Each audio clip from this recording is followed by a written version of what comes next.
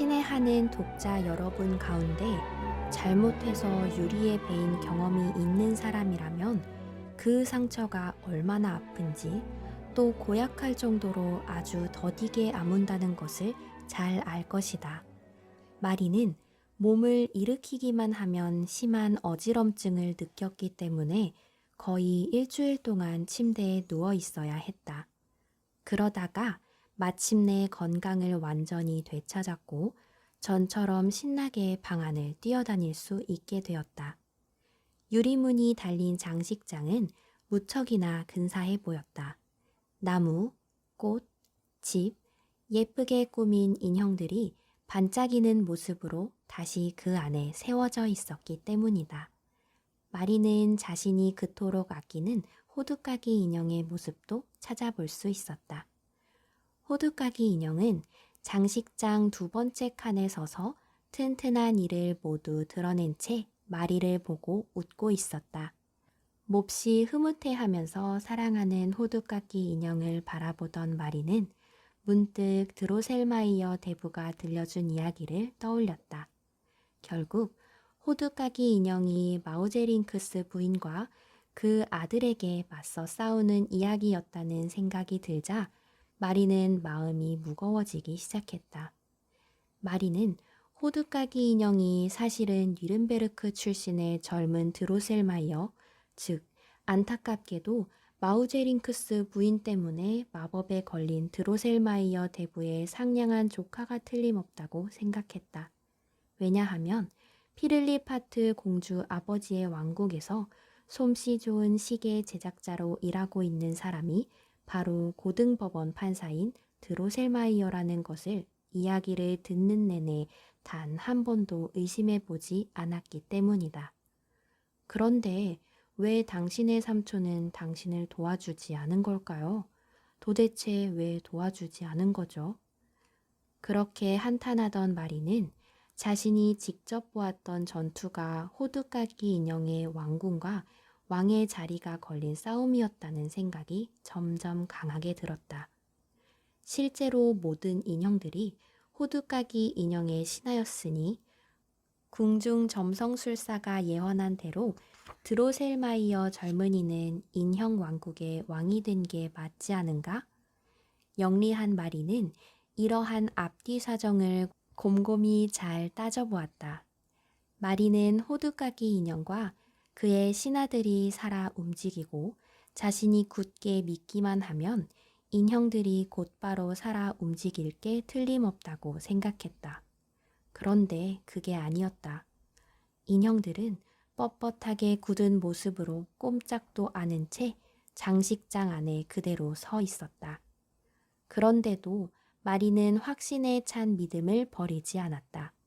그저 마우제링크스 부인과 머리가 7개 달린 아들이 건 마법에서 아직 풀려나지 않은 탓으로 돌렸다. 마리가 큰 소리로 호두까기 인형에게 말했다. 친애하는 드로셀마이어 씨, 당신이 아무리 움직일 수도 없고 나랑 말 한마디 주고받을 수 없다고 해도 당신이 내 마음을 이해하고 있다는 걸 잘 알아요. 또 내가 당신을 얼마나 아끼는지 잘 알고 있을 거예요. 내 도움이 필요할 땐 언제든지 내가 당신을 도와줄 수 있다는 걸 잊지 마세요. 당신 삼촌한테 뛰어난 기술로 고장난 곳을 고쳐달라고 부탁할 거예요. 그쯤은 나도 잘 해낼 수 있어요. 호두까기 인형은 아무 말 없이 그 자리에 조용히 서 있었지만 마리는 작은 한숨 소리 같은 게 장식장 밖으로 새어 나오는 걸 느꼈다. 그 때문에 장식장 유리문이 들링랑 말락할 정도로 아주 감미롭게 울렸는데 꼭 작은 종이 딸랑거리며 노래를 부르는 것 같았다. 어린 마리아, 나의 수호천사여. 나는 당신의 것이 되리, 나의 마리아.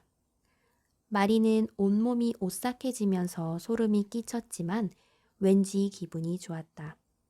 날이 저물어 어두워지기 시작하자 의사인 아버지가 드로셀마이어 대부와 함께 거실로 들어왔다. 루이제는 차 마실 준비를 했고 이윽고 식구들 모두 차 탁자에 빙 둘러앉아 즐겁게 이야기를 나누었다. 마리는 조용히 자신의 작은 의자를 들어서 드로셀마이어 대부의 발치 앞에 놓고 앉았다. 나머지 식구들도 아무 말 없이 잠잠했는데 마리는 크고 파란 눈으로 고등법원 판사의 얼굴을 빤히 쳐다보면서 말했다. 드로셀마이어 대부님, 내 호두까기 인형이 대부님의 조카라는 걸, 뉘른베르크 출신의 젊은 드로셀마이어라는 걸 나도 이제 잘 알아요. 이젠 왕자, 아니 왕이 되었으니 대부님과 함께 여행을 떠났던 점성술사가 예언한 게 딱 들어맞았어요. 하지만 대부님도 잘 알다시피 대부님의 조카는 마우제링크스 부인의 아들인 흉측한 생지왕하고 전쟁을 벌이는 중이잖아요. 그런데 대부님은 왜 조카를 도와주지 않는 거예요? 마리는 전투가 벌어졌을 때의 상황을 자기가 본 그대로 한 번 더 설명해 주었다. 하지만 어머니와 루이제가 자꾸만 큰 소리로 웃음을 터뜨리는 바람에 마리는 몇 번이나 이야기를 멈춰야 했다. 프리츠와 드로셀마이어 대부만 진지한 표정으로 이야기에 귀를 기울였을 뿐이다. 마리의 아버지가 말했다. 도대체 그런 터무니없는 이야기들을 저 아이가 어떻게 다 지어낼 수 있을까? 마리는 원래 상상력이 풍부하잖아요. 높은 열에 시달리면서 꿈을 꾼 거겠지요. 어머니가 대답했다.